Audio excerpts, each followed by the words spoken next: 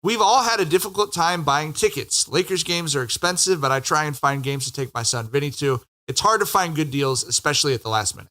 You shouldn't have to worry when you buy tickets to your next big event. Game Time is the fast and easy way to buy tickets for all the sports, music, comedy, and theater events near you. The Lakers have a ton of home games the remainder of the year. I like that in the Game Time app, they have last-minute tickets. You can see views from every seat. Game Time is the only ticketing app that gives you complete peace of mind with your purchase. Their all-in pricing shows your total up front, so you know you're getting a great deal before you buy. They also have the Game Time guarantee, which means you'll always get the best price. Take the guesswork out of buying tickets with Game Time. Download the Game Time app, create an account, and use code J&J for $20 off your first purchase. Terms apply. Again, create an account and redeem code JANDJ for $20 off. Download Game Time today. Last minute tickets, lowest price, guaranteed. Ready to place your first NFL bet? Try betting on something simple like a player to score a touchdown. Go to the DraftKings Sportsbook app and make your bet today. I'm not really a Commanders fan, but they got the Giants and Bengals the next couple of weeks, so I am excited to see how Jaden Daniels handles those tests.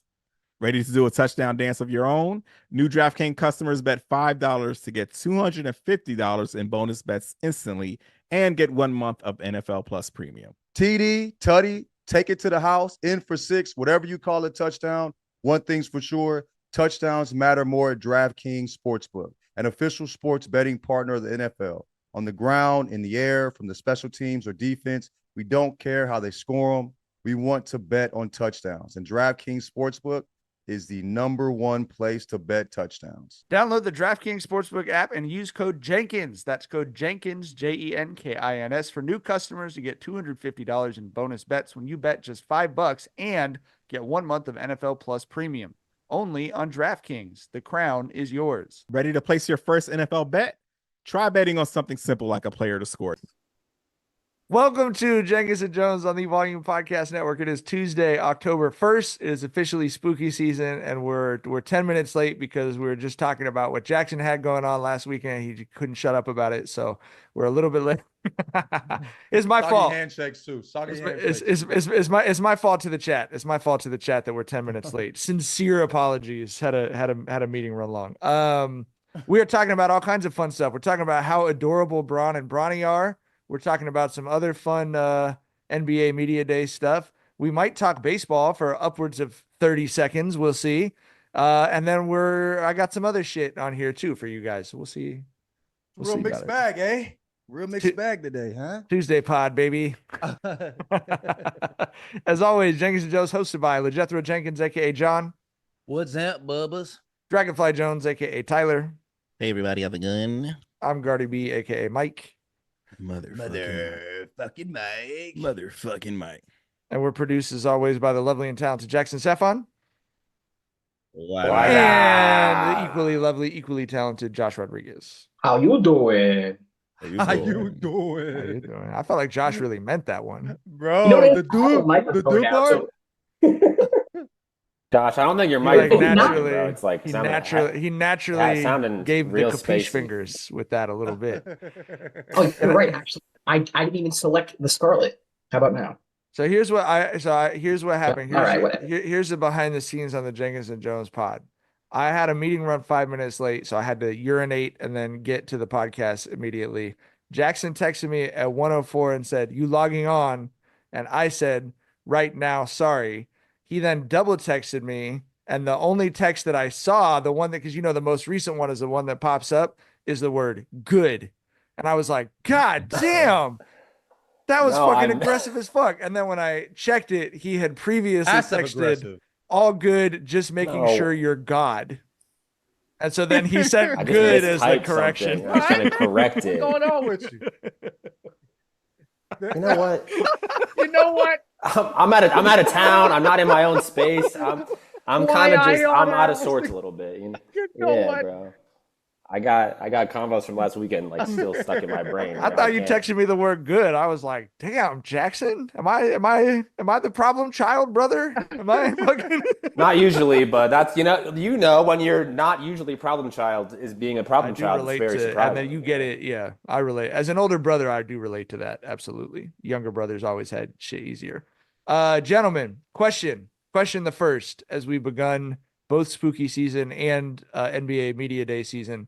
How adorable are Bron and Bronny doing the joint interviews, having the handshakes, talking shit to each other about who is, strapping up who? How cute are they on a scale of 1 to 10 right now?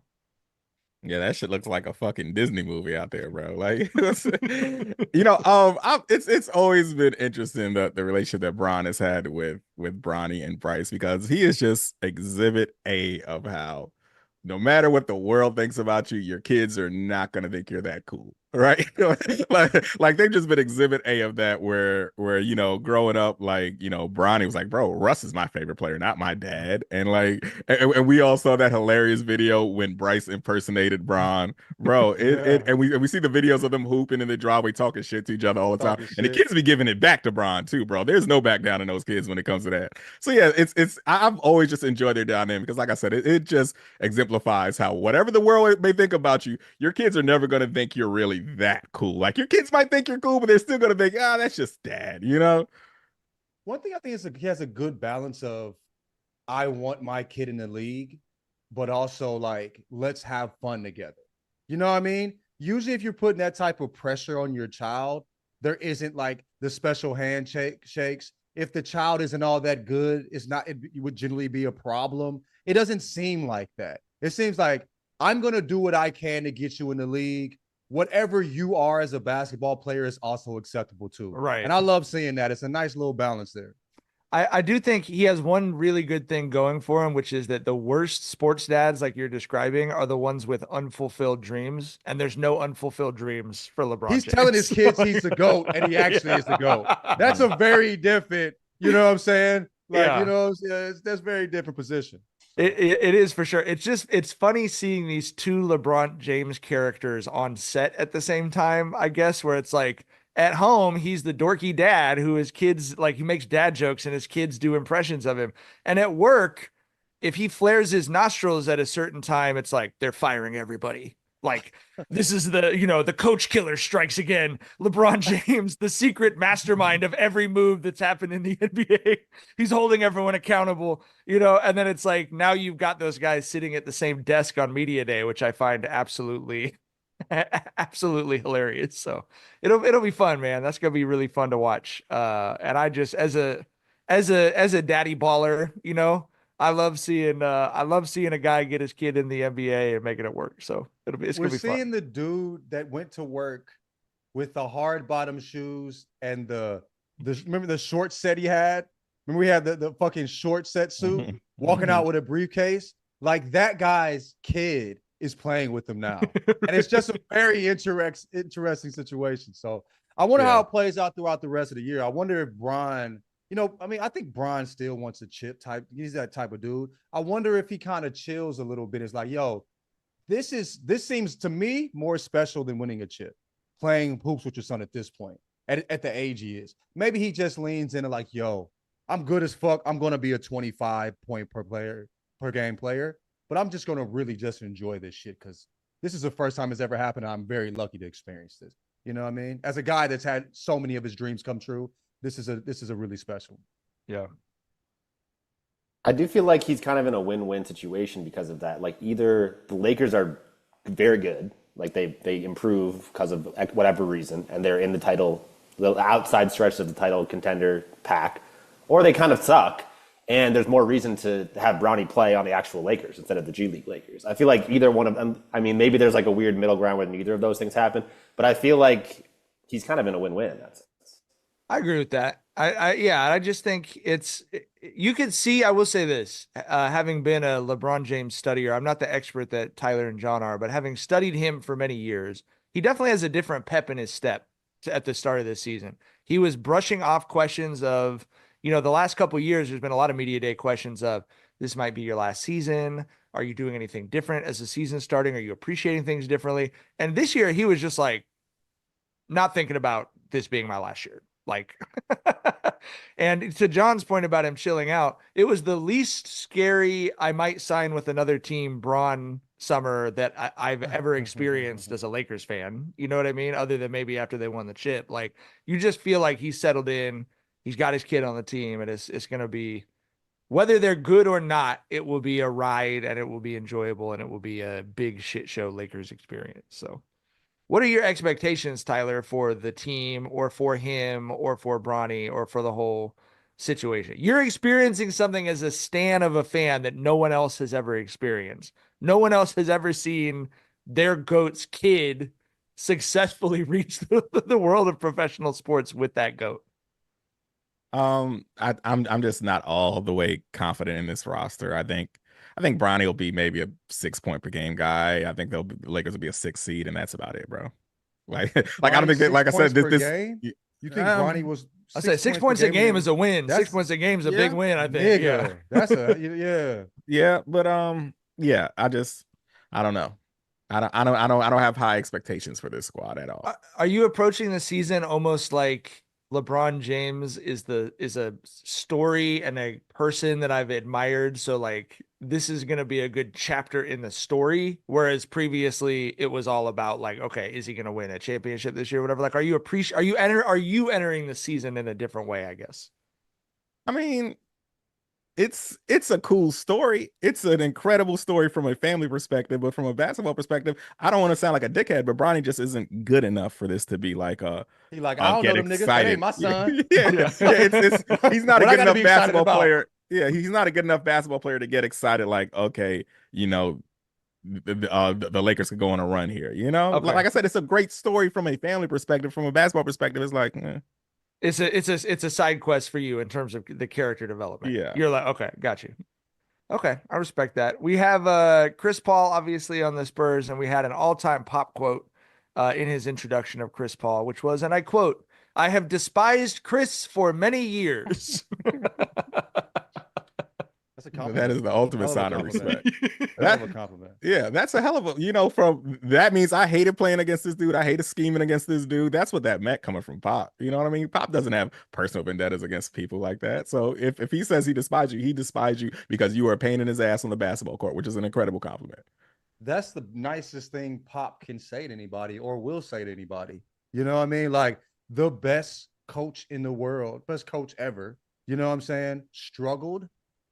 You know, like it kind of admits that I despise him because it was very difficult. You know what I'm saying? Trying to scheme for this man. That's the nicest thing Pop could say to an incoming player. So, yeah. He didn't win a chip, but they asked CP3 about it, and CP was like, they asked CP about it, and he was like, I feel the same way. Of course. Bro, they just hugged. That was a hug. You know what I mean? Yeah, right. That was a verbal hug. Yeah. That's what we saw right there. This has not made the rounds nationally that I have seen, but a friend of mine, Evan Barnes, who I worked with in Long Beach at the Press Telegram, is a beat writer for the Nets now.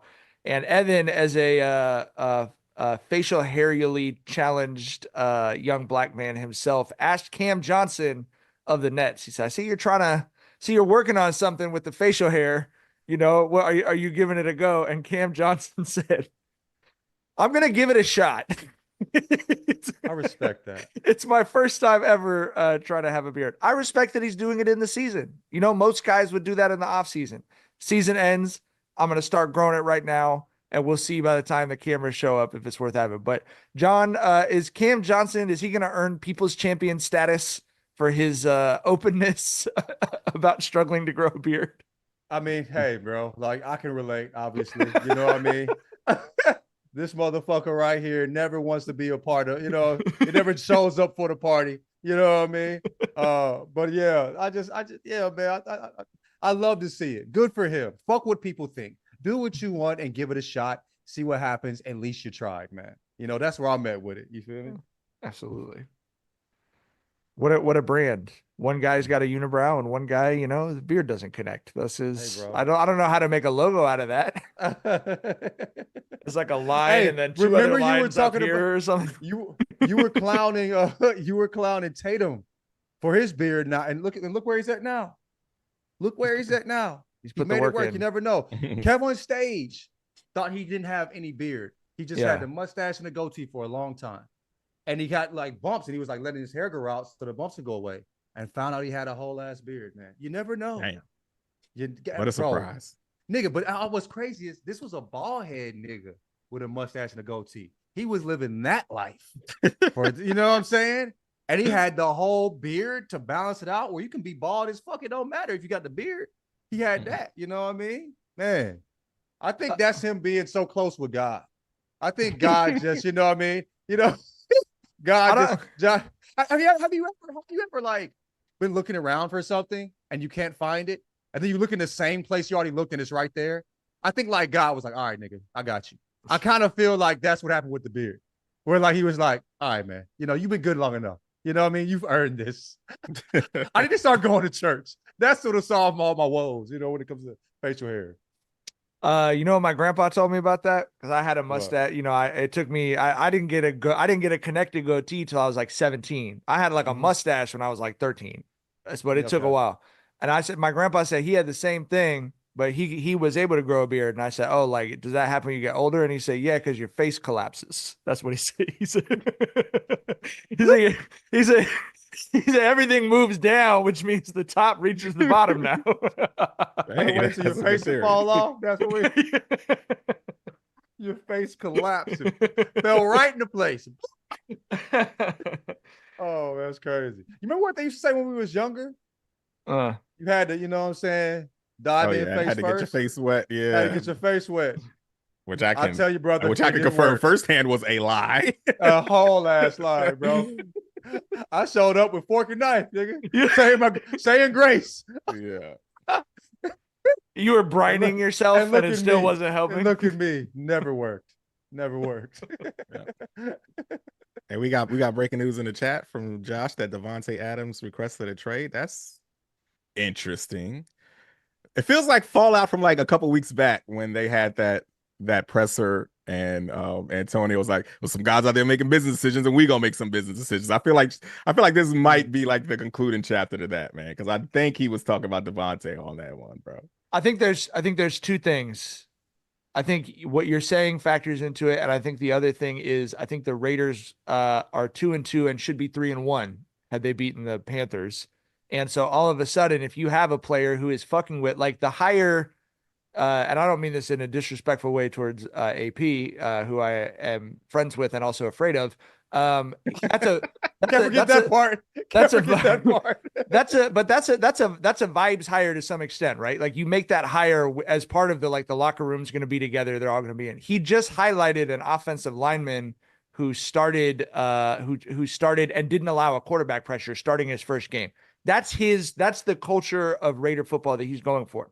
So if you're better than you think you are, or you thought you might be, and you have a player who kind of fucks with that dynamic, but could return something in a trade, it makes sense to sell, right? Like it makes sense to, okay, let's see if we can add a couple pieces or a piece plus a draft pick or whatever that would allow us to keep the dynamic that we want off the field and maybe give us, you know, a net wash or upgrade on the field. So I'm not surprised by that request, I guess. And it's a little bit of a you can't fire me, I quit, because it was reported, I think Victor Four reported this morning that the Raiders were now listening to trade offers for Davante Adams. So it's a little bit of a like, well, if you're willing to trade me, then I request to be traded.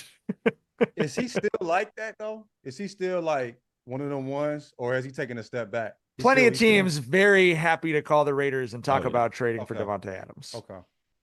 He's probably not like unanimously the best receiver in the league anymore, but he's like in the top 10 easily. No one's going to debate that.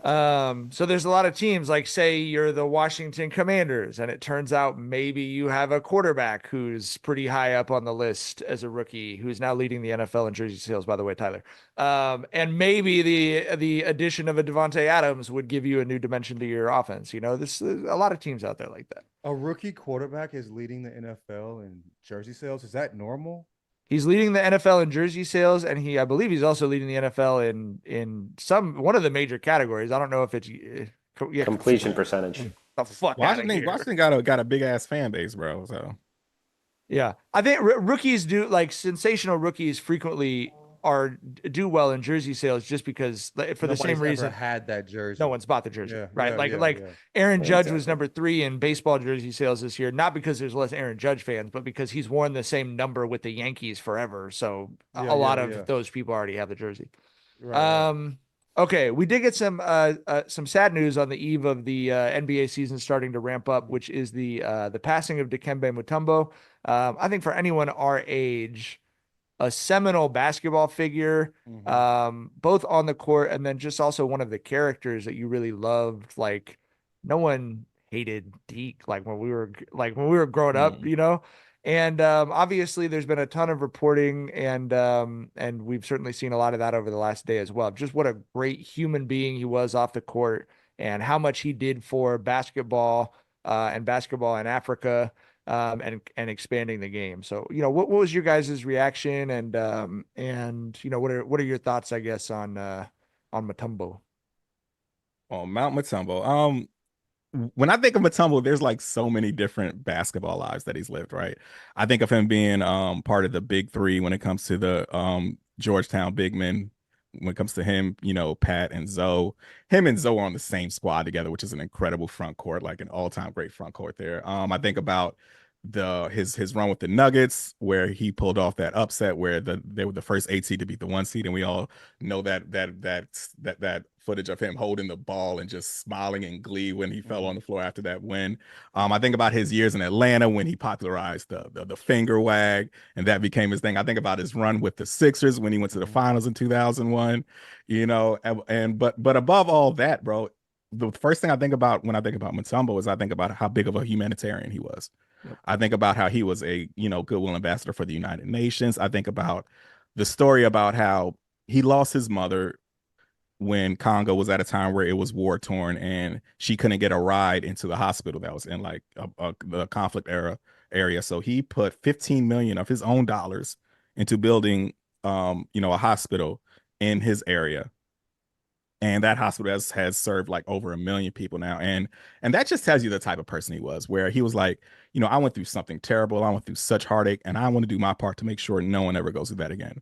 Because we don't see that a lot. Like, just let there be a discussion on student loan forgiveness. And you see where motherfuckers are on that. You see people like, well, I had to pay my student loans. You should too. Like that's just not a lot of people just aren't altruistic like that, where they're like, I suffered this way, so I'm going to do what I can to make sure no one else suffers that way. And that's just what I think about Dikembe first and foremost. Just a huge heart, a huge personality, that distinctive voice, just one of the greatest ambassadors that, you know, the sport of the NBA has had, and just an incredible global citizen who was such a huge humanitarian. My sister actually met him, I think like 4 years ago, and he was with his son, and she was talking about like how they interacted and how approachable he was, right? And like for me, it's like seeing the son's message, and knowing how great he was on the court, how much he did off the court, but still had that type of relationship with his son, where his son wrote a message that I had to look. I mean, I went on a walk, bro. Yeah, it's fucking me up now, honestly. Right. I had to go on a walk afterwards. I mean, it was just so beautiful. It was like, yo, he was a goat on the court, goat off the court, and a goat, you know what I'm saying, as far as a father. I mean, for me, like, as much as he's done, you know what I mean, what he was off the court, and what's he done, as much as he's done on the court, what he was off the court, like Tyler said, was so extremely special. And like, you know, seeing how his son spoke about him, it was like, wow, like that was truly beautiful to me. But my sister saying that she saw them together, and how spoken about their relationship, and then seeing that, what he said, that was, man, yeah, we lost a great one for sure. Yeah. All right. Today is, as I mentioned, Tuesday, October 1st. It is the start, literally, of October baseball. The Major League Baseball playoffs have begun. And so here's my question, because it is the time of the season for casual fans. We've talked about the influx of black talent in baseball. We've talked about time for us to lock in, Tyler. No. We talked about aliens like Shohei Ohtani. And my genuine question, actually, because I'm really just curious, do either of y'all give a shit? Is there like one piece of you that's like, I'm interested in how this player does or whatever? Or is baseball still striking out? Is baseball still striking out with the blacks? With my friends, John and Tyler, is baseball still striking out? I'm not doing it. I was not intending a 2-person focus group. I mean, I like Mookie. I like Shohei. I guess I'm halfway invested. And you know, y'all are Dodgers fans, you know, so you know, I want to see y'all happy. I want to see LA happy and Long Beach happy. So, you know, I'm halfway rooting for the Dodgers, I guess. That's where I'm at. Hell yeah. I want y'all to be happy, but if it was just me and I wasn't extremely invested in Vinny's, Vinny and you know what I mean? I wouldn't give a fuck. I mean, but what's interesting about it though is when we talk baseball, me and you, we get really deep into the nerdy shit. Right. But watching it, I'm not interested in. And I don't know why, because the game is beautiful. I like talking it with you and my other 1.5 friends that talk baseball with me. You know what I mean? Yeah. But I don't talk about I talk about the game, not the league. You know what I'm saying? Yeah, for sure. And so I wonder where that, like how they figure that out. Because I mean, as somebody that appreciates the game and finds it beautiful, that's not interested in the league. Right. I wonder how, I wonder how when will I start actually giving a fuck about the MLB again? You know? Yeah. What I mean? It might be a Dodgers Yankees World Series. That would help. I could do it. I don't know what I mean. I don't know when. So I used to watch. We talk about all the players and shit. I'm like, one of my favorite players was Terry Pendleton. Like, who the fuck? Because I played third base. You know what I mean? Like, who the fuck talks about him? And like Otis Nixon. Like, these are the guys that you just gave Josh such a dopamine hit. Yeah, you just gave Josh such a guys naming dudes, dopamine. Hit. I was about to say that's like the best introduction ever. Guys, just girls like, I wonder what is he thinking about this? He's talking about that. He's just like, I'm thinking about Mike Lowell and Kevin Hughes. I was on mute. And Greg I Biggio and all these niggas. You know what I mean? Like these. I was, what I'm saying, I was collecting cards and all of that, bro. Yeah. Like know what I'm saying, like all of that, and I for like 5 or 6 years, I would say closer to 10 years. Actually, I've been trying to get like, okay, it's going to happen this year. It's never happened. I don't know what it is, what need to happen, but they got Shohei, who's a god, and I'm like, we're talking about like, when we talk about baseball, we're talking about his hips, right? And how he fit. Like we're talking about the technical part of like his swing and like how somebody that big can turn on inside pitches is insane. Like how crazy his top hand must be. You know what I mean? But like, I just can't turn on a baseball game and watch it. Yeah. And I don't know why. You know what I mean? I will be watching playoff baseball this year for the first time in multiple years because of Shohei. Yeah. I will say that. If this was the 90s, he'd be bigger than LeBron. I actually would put money on that. I mean, globally, he's not. But even in this country, not far off. Yeah. Even in this country, I mean, baseball was so big in the 90s. Oh my god! Bro. I mean, just the fact that he pitches and he hits the way he's unreal. He's unbelievable. Yeah. Shit, Ken Griffey was up there with like MJ for us as black kids in the 90s. You know. I will say this: Ken Griffey, MJ was a god. Yeah. Ken Griffey was cooler. If I could, I never wanted to be MJ. I thought you know what I'm saying? Like, I thought MJ was great at basketball. You know what I'm saying? I wanted to be like Mike, but I wanted to be Ken Griffey.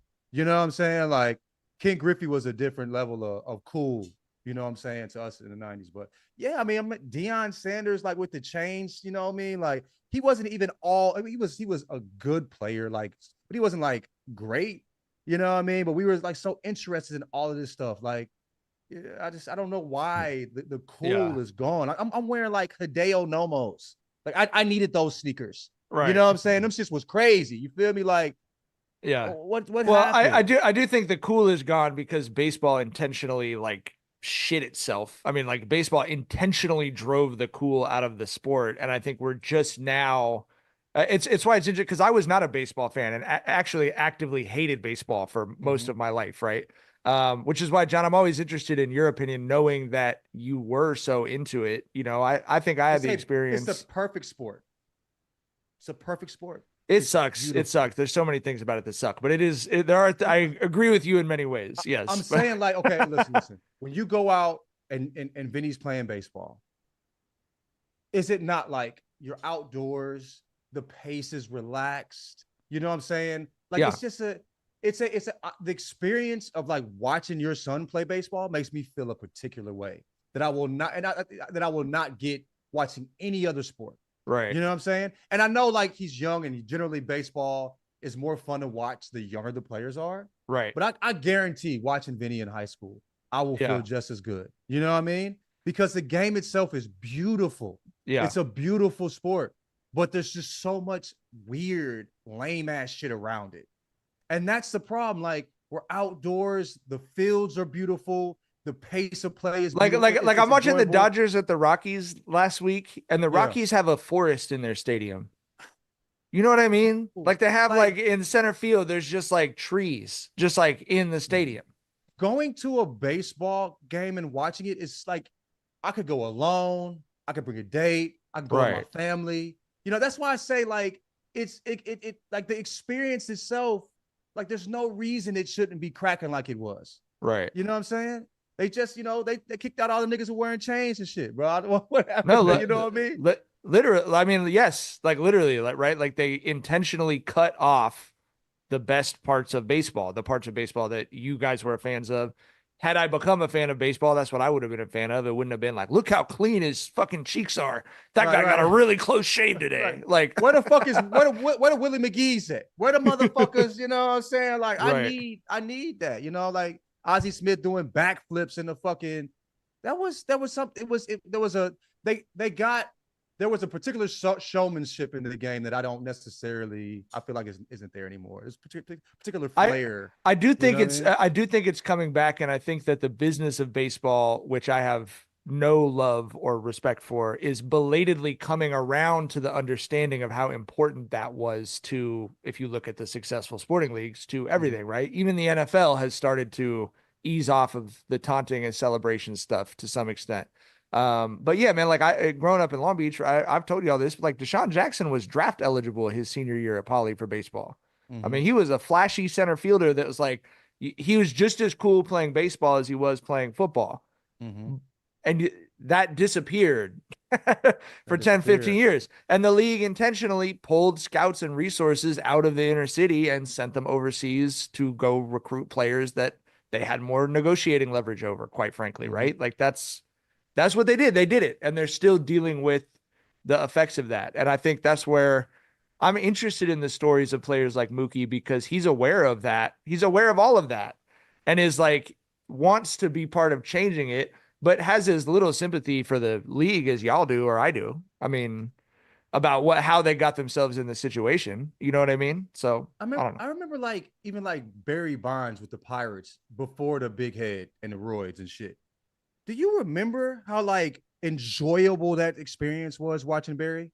You know what I mean? Like when he was center field, Barry Bonds, chain swinging. You feel me? Like I was watching basketball, brother. I'm just saying. I mean, maybe. I don't know if maybe Tyler, maybe John. He had earrings down to here, like his. Just like the Jerry curl and everything, bro. It was a particular. It felt a particular. Baseball was black as fuck. Yeah, you know what I mean. That's what it like. When I would come home in St. Louis, like everybody had the Cardinals games on in the background in the wood paneled basements. You feel me? It was a part of culture in a way that it doesn't feel like that. And it wasn't just like only black people were there. You know what I'm saying? I'm saying like there was a particular. It felt like it like our culture was a part of baseball. Like yeah, maybe that's what it is. It just doesn't feel this like it once did. So yeah. Yeah, I'm gonna say something that I didn't even know I would be emotional about regarding baseball was all the footage I saw of the Oakland A's last day in Oakland. Like there was a lot of footage that really touched me there. There was this one particular clip where this dude was like, I started being a fan because my dad brought me out here because my dad couldn't relate to me, you know, and he was like, then I had a little brother who I was like 12 years older than. I didn't know how to relate to him. So we started coming to games and we started relating to each other. Then he was like, then I grew up and now I've got kids and I know how to relate to my kids and we come to the games now and we talk baseball with each other. And you know that just like exemplifies like what baseball is. Like it's so much bigger than just a sport. It is a constant in your city. You know what I'm saying? You know, from March to September, there is going to be 182 nights where your team is putting on for your city, where your team is represented for your city. And it's you know, like I've had this conversation with you before, Mike. Like baseball is the perfect son dad sport. Like, it is, bro. Yeah, sure. Because like you mentioned that, you know, Vinny's getting his weight up. Those one-on-one basketball games are getting a little more heated. You know what I'm saying? But with baseball, you know, when you and Vinny are getting baseball reps, and there's no competition there. There's like collaboration there, where you're you know helping him become a better baseball player. You know, by assisting him in drills and all that stuff. Yeah, and yeah, it's like baseball is just.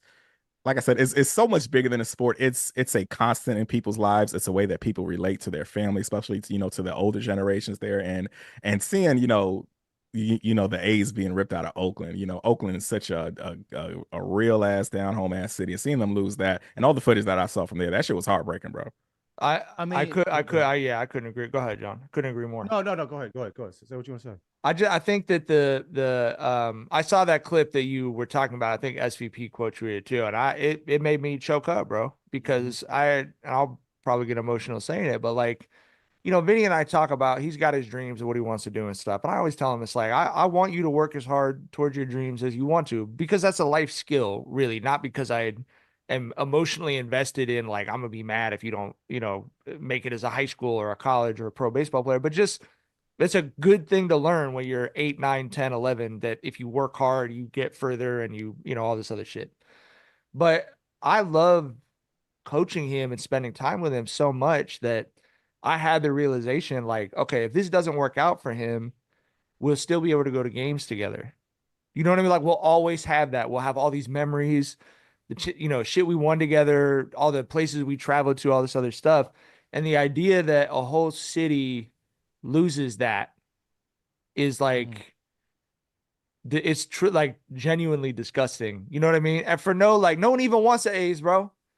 This is not Oklahoma City begging for an NBA team and like, sorry, Seattle, you're the short stick like of the situation that popped a 2000. Like, no one even wants these motherfuckers, and they're still just like out of spite almost. John Fisher's like, nah, fuck Oakland. We're leaving, But that really did break my heart, because I think about that all the time. Like, Vinny decides when he's 13 years old he doesn't want to play baseball anymore. 100%. Like, cool, sounds good. We'll still be able to go to 2 or 3 Dodger games a year and sit there and see things together the same way because of all the time we've spent, working and everything else. We'll talk about, like I do with John, like, you see, like Shohei's hips, like that's crazy. We tried to get 1,000th as good as that, and it took us fucking 3 years, and we couldn't get there. Like, so yeah, and they just took it away, and again, they didn't even take it away for anything, bro. Like, that's the disgusting part of it, The Las Vegas Athletics, like what the fuck is that, dog? That's nasty. But things like the Oakland A's, I think only Oakland and people of our generation know how cool the Oakland A's were. Ricky Henderson, bro. You know what I'm saying? Like, he when was so fucking cool. Bro, they had I don't necessarily remember them winning a chip. Maybe I think they maybe won one, but I don't. But I remember thinking like they were it's kind of like the White Sox. They were a good team to root for. I respected you regardless of how good they were if you were an Oakland A's fan. You know what I mean? Because there was something about Oakland that was I related to. You feel me? Even though I was like a Braves fan, like every other black person in the South. You know what I mean? A person in the South. But yeah, man, like, and also I just feel like I feel bad for Oakland being like the Warriors, like these teams that mean so much to the city and the people of the city, and they're doing their part. Yeah. You know what I'm saying? It's just like, yeah, it's just it just feels really nasty. But like, one thing I love about seeing you and Vinny is like how you just like that how you just spoke about it, like how you just speak about you and Vinny, like that makes me look forward to like whatever they choose to do, bro. Yeah. Like seeing you, like the photos you send us, like, of y'all, throwing the ball around and shit. Like, I don't know, I got emotional for weird. Damn, that just happened out of nowhere. I confused me. But like, I'm thinking, no, like I shouldn't even have put this shit on the list while you got a baby in the house, bro. Right. No, but it's crazy because Vinny was out there 4 hours, but you were also out there 4 hours with him. You know what I mean? Yeah, for sure. Yep. Like that, like my nigga. Like, you know what I'm saying? Like that you were out there supporting that. And that's just really beautiful. And like I think you said, I think baseball is a perfect sport for that to exist. I think the way Tyler said it was perfect. Like, I think basketball is a better sport. I know way more about basketball. I like watching basketball way more. Basketball is not fun coaching your son in. It is not fun to coach your son because in basketball, you fucking up 40 things every 30 seconds, and you're seeing things, and I wasn't even a good basketball player, but you're seeing things, and you're like, I can't even communicate quickly enough the different things I would be doing. Not just my son, but all the kids on our team or whatever. You know what I mean? Baseball, it's like the kid goes and tries, and it goes well, and you fucking cheer for him, or it doesn't go well, and you take 30 seconds when he comes back to talk to him about it and pick him up and, whatever else, and you move on. Like basketball, it's like, it's like Greek warfare or some shit, bro. It's a whole different mind frame, a whole different approach, because on a sport like basketball, you have to train yourself to be better than the other people, to be better than the competition. With Yeah. baseball, you have to train yourself to be the best you. You have to know, you have to train your eye, you have to know what to swing at, what not to swing at, you know what I mean? You have to, like, things like that. Like the baseball conditioning and training and bettering yourself is so much about improving yourself rather than, you know, being better than the competition. And like John said, bro, we're just at the park, dog. Like, right. If it's But not also- going well, we're at the park. You know what I mean? Like, it's all good. But also, basketball is ugly if it's not pro hoops. If it's not the NBA, it's not really that fun to watch. Like, how many college games are we watching and enjoying? Looking at a high school game, if your kid doesn't play or isn't good, like, your kid has to be the guy for you to enjoy it. It's just not really that fun to watch outside of that. Baseball is the opposite, where, like, you know, like I said earlier, it's just kind of it's almost more enjoyable the younger the players are. Little League World Series was the only baseball I ever watched on TV. Little League You know World what I mean? Series, like, I'll watch that as an adult. I've watched more Little League World Series games than I've watched MLB games, probably. You know what I mean? So in the last 10 years. Well, that was a lot longer on baseball than I thought we were gonna. I thought we were gonna do. We ain't even getting the hips and the motherfucking, you know, we ain't getting none of that shit. You know what I mean? You want one more baseball story? Well, one more fun? A father-son baseball story to get you guys emotional? So the Red Sox won the World Series in 2004, and I was 8 years old. And the year before, they lost in a tragic fashion. I've told that story before. I was crying after the game or whatever. But my dad and I ended up starting in 2004. We had this tradition. It's like superstition. So superstitious baseball also, right? And John, to your point about the pace, right? Like, it's not always just constant. We had this foam, I don't even know, soccer ball or some shit in the house, right? And we would throw it back and forth in between pitches or in between at bats, whatever. And it was the bit was you can't let it hit the floor, right? If it hits the floor, you got to pick it up and throw it back and forth again before the pitch comes. And I will never forget doing that. In 2000, I was 8 years old, and I will never forget doing that. No matter what happens with me and my dad's relationship, no matter what, I don't watch the Red Sox anymore. I don't even care about the Red Sox anymore, really. But I will never. But you're gonna be at a Target. You're gonna see that foam soccer ball and just start fucking I'm tearing gonna up see like the in the foam middle of soccer ball, Target. and I'm gonna be like, Jesus Christ, I don't understand. And it worked. The superstition worked. This is why I don't understand why I don't watch it as well, because you can watch baseball like you listen to music. It could be background, you just kind of turn. That's what your it is head for and me check out, most when of you the hear time. the crack of the bat. Someone in the you hear chat the crack said of the that, bat. Now you're like, okay, or you hear the roar of the crowd. You know what I'm saying? But it feels like background music. Like it's a enjoyable thing to have in the background, even if I'm not all the way tapped in. Great. Reason I go to movies is to go to take a good nap. Yeah. A baseball. Talk about a good nap, brother. Wake up, it's a 7-inning stretch. You miss 5 fucking innings. You know what I mean? Yeah. I mean, dog, I don't know why I don't. It's just I don't get it. My favorite memories this summer, we had all the crazy shit going on with Char's health. I started grilling a lot more just because it's 20 minutes to be outside, and I've got the propane and propane accessories, Tyler. So it's it's quick for me. But that's what I started doing is Vinny would be watching the Dodgers game. Our family room, the window goes out to the side yard where our grill is, and I listen to the game on my Bluetooth speakers on the radio. I just have it on the radio. Burgers, dogs, steaks, whatever. And then I hear Vinny, and I'll be like, hell yeah. And then 2 seconds later, the radio's like, oh, Tony, he does it again. You know what I mean? Those are just, like you said, those are the memories. It has nothing to do with the sport. It's just the backdrop almost. You know what I mean? And what about the movies we used to watch as a kid? How many baseball movies did we love? One of our favorite is Sandlot. Yeah. You know what I'm saying? The closest my life can get to feeling like those summers, the better my life is. Whether I'm the dad in that movie or the child in that movie. Right. You know what I'm saying?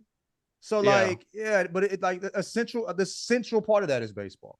You know what I mean? Here's a good as we close our baseball segment. Here's a good superstition story along the lines of Jackson's. Pete Alonso, who's the first baseman for the Mets. The Mets needed to win a game yesterday against the Braves to get into the playoffs. Pete Alonso showed up to the game with a gourd. I don't know if it was a pumpkin or if it was one of the white oblong ones, but he showed up to the game with the gourd and he put it in his locker room. Put it right in his locker on the top shelf, and they won the first game. And he had a good game too. So we got a playoff pumpkin. We get a win. I wasn't washing my jersey. You know what I'm saying? And it was normal. I'm pulling up with mud, dirt stains on my jersey, and it's of course you didn't wash your jersey. If I'd have pulled up clean, it'd be what the fuck is wrong with you? You just, you know what I mean? crazy superstitious, bro. Rally caps inside out, crazy. All right, we got time for one random topic. I have a science topic and I have a human being families topic. Tyler, which would you prefer to discuss? Let's do the human being's family. Okay. topic. Okay. Keeps it real familial out this. According to According to the census, I think I sent you all this, but according to the census, the percentage of children currently in America growing up in two-parent households All that is 71%, which is the highest that it has been in like since before women didn't have a choice in whether they were just staying and raising a child or not. We grew up at the exact bottom of that statistic, which I think the three of us have discussed. But first of all, what's crazy is the bottom was like 60% when we were growing up, which in my experience, it was like 1% of people were growing up with both parents. bro. Like we said, like we had the saying, niggas ain't got daddies. You know what I mean? Like, bro, like, and like people who had a dad in their house, he wasn't that active. Like, it just was a totally different culture. Yeah. And we would what I mean? actively, as I think we've also Around discussed that, yeah. on the pod, we would make fun of our one friend who had both parents in the house. Fucking, oh, it's okay. You got to F. Your parents are going to fucking still love you and support you. But what do we think? I'm kind of curious about this. Obviously, less people are having kids, but what is it about right now? Because it doesn't feel like a lot of things in the country or world are in a healthy place. What do you think it is about the world or right now or whatever that we are at a point where you've reached sort of a new high for kids actually growing up with both their parents of whatever genders, in the household? I think it's a number of factors. I think for one, I think that this generation just genuinely does care about being good parents. I think that's a big part of it too. And I think we have to look at the financial aspect here, where you just can't, fuck around and have like a oops baby and be like, oh, okay, what do we do from here? Like, I think a lot of the parents who are becoming parents. Yeah, I think a lot of parents who are becoming parents or intentionally becoming parents are realizing, the financial obligations that come with that, and are, cohabitating and trying to make things work on that front, financially wise. And also, like again, with the financial aspect, it's rough as fuck out here, bro. I don't think a lot of people have money to have a kid and also, be, live outside of the house with that kid, right? Like, but I do think that a big part of it is that this generation is legitimately invested in being good parents, though. I think every study that's out there says that you're 100% right with that feeling and observation, almost too far. Like, it's almost that our generation is making ourselves anxious with how much we desire to be good parents. You know what I mean? But yeah, I hadn't really thought about the financial perspective, because I've told you, my mom had my brother and I in a 2-bedroom house in the suburbs as a substitute teacher. You can't, that's the Homer Simpson shit. Like, it's no place. It's that's no that Al Bundy shit. That big ass house he had as a shoe salesman. Shoe salesman. There's no place in America with paved roads where you got a house, with 2 kids off a substitute teacher salary at this point. That's a good point too. I hadn't thought about that. I think a lot of it too is like our conversations around mental health. We're like, now we are talking and like having real conversations about certain things where like you were deemed crazy back in the day. Yeah, that's true. like when I had anxiety attacks when I was in high school. Like, my anxiety was crazy and shit. So like my mom took me to church. Like, taking your kid to therapy, you were crazy. But now, like, people are having these conversations. We going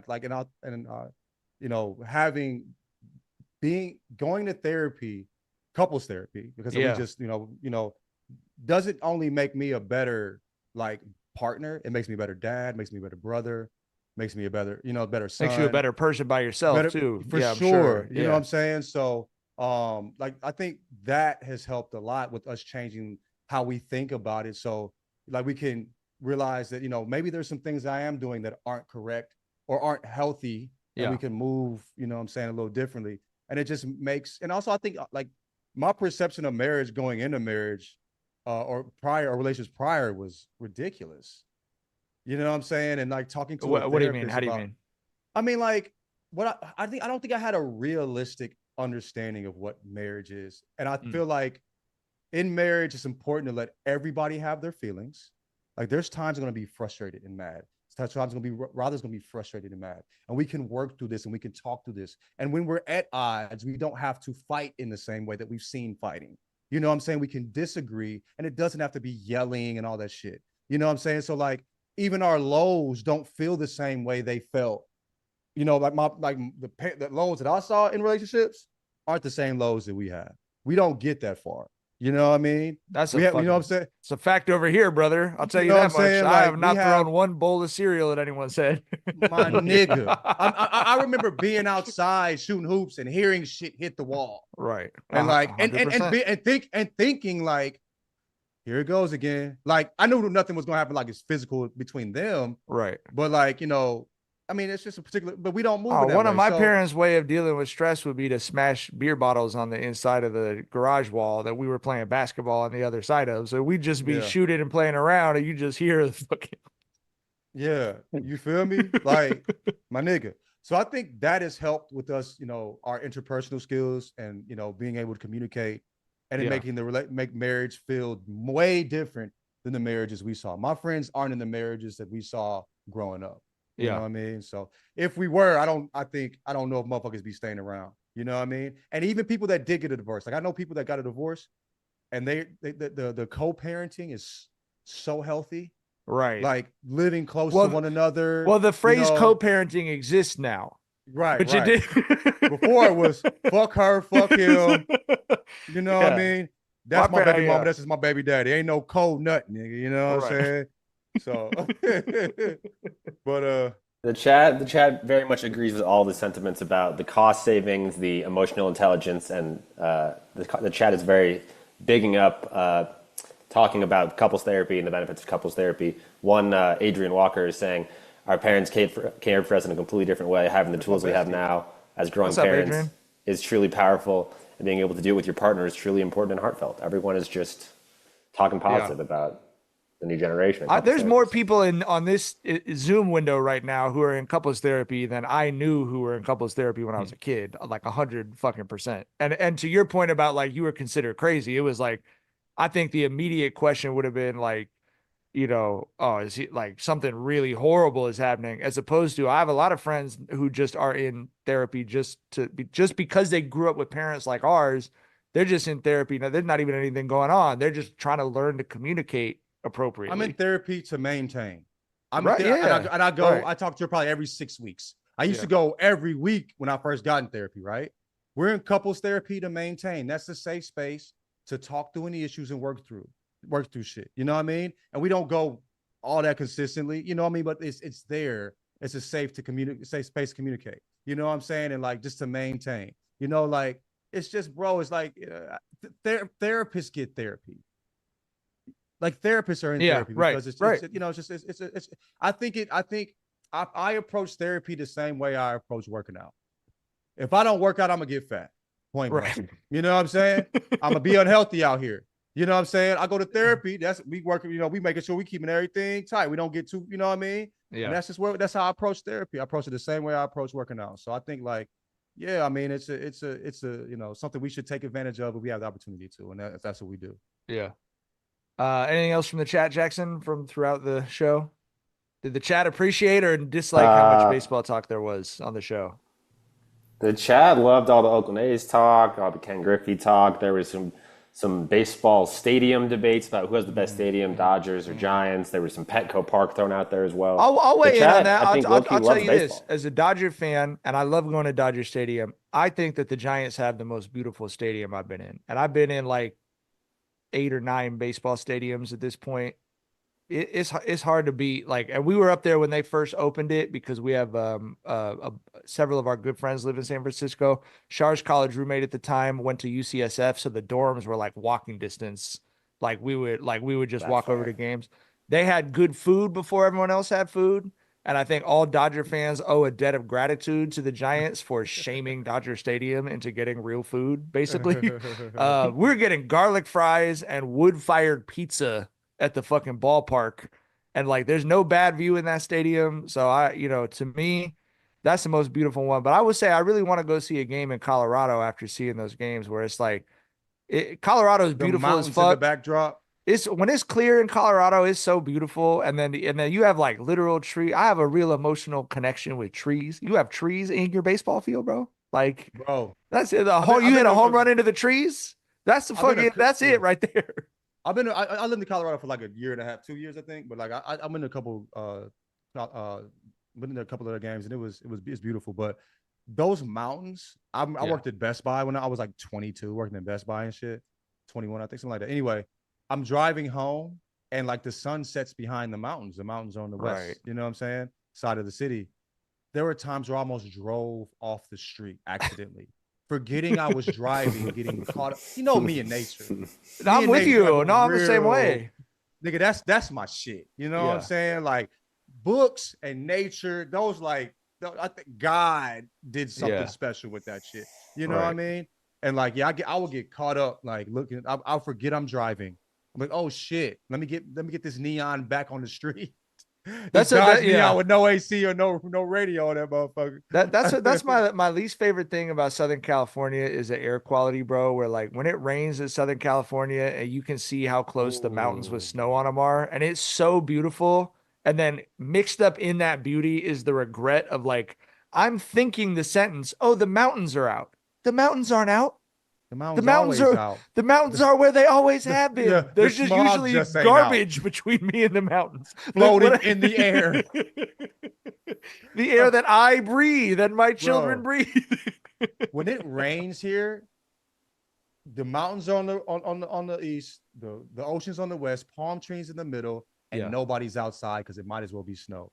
LA is a perfect city when it rains. And then when it clears up, I mean, I do it every year. The first rain, you go down to the beach in Long Beach. You can sit on the beach. It's nice and cool outside, and you can see, looking like they're right over your shoulder, the mountains with the snow on them. Like and we've fucked that all up. Anyway, I go with the Giants Stadium. Do you, Jackson, Josh? You weigh in on the best baseball stadium?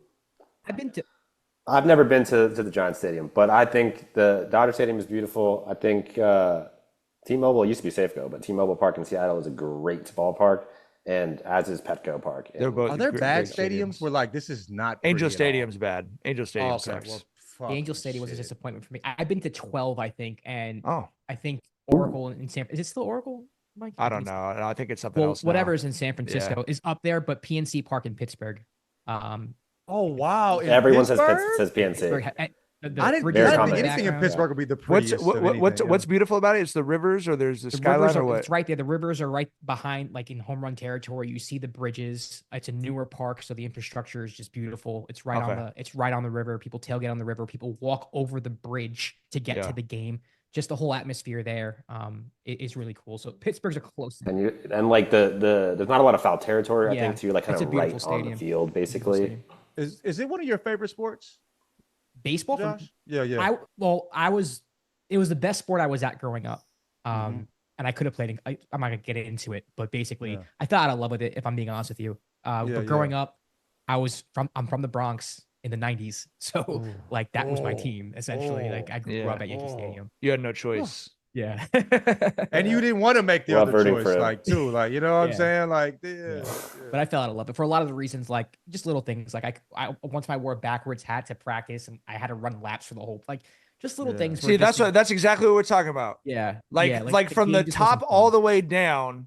Yeah. The sport was like, let's make people hate this shit as much as possible. Why? It wasn't fun anymore. Yeah.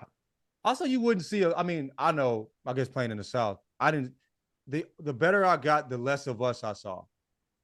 You know what I'm saying? Yeah. Like I be on fields and I'm the only brown anything on that motherfucker. You know what I'm saying? It's just like, bro, and we playing in these. I'm in Tennessee, Alabama. I'm playing in some country ass motherfucking places, bro. Like when motherfuckers like, I remember hearing this nigga. It was raining outside, and this dude says, "Golly bum, it's cold rain." I still hear that motherfucking voice echoing in my head. I was like, nigga, where's the Ku Klux Klan at? I ain't never heard that before. Nigga. Yo, I know I need to be watching out. So like, so that wasn't fun anymore. I knew when I was playing. Golly bum, it's cold rain. I remember when I was playing travel basketball, no matter where we went, it was always us. I never had to be the only me. And that just got kind of weird, bro. You know what I'm saying? So yeah, it just wasn't that kind of. All right, that's all the time we got. We'll be back on Friday. I'm just going to cue everyone up on it. The new Love is Blind is dropping Wednesday. We're going to watch as much as we can. If we've watched enough to talk about it on Friday, we're talking about it Friday. If we have not watched enough to talk about it, we'll talk about it on Sunday. So we will. Yeah, I was going to say we could also just like talk about it, the first few episodes on Friday, and then the next at 4, 5, and 6 we've on seen Sunday all or of your something like tweets that. about how much you want Love is Blind content, and we are planning on Tyler has led us into the Love is Blind. We're never leaving. We're never leaving that shit. Welcome, finally. Shar and I'm not I alone. have been counting down the days for fucking Love is Blind. So very excited. All right, but we'll see y'all on Friday for either Love is Blind or for a regular episode. We'll figure out which as we get there. Bye. Bye. Golly, bud.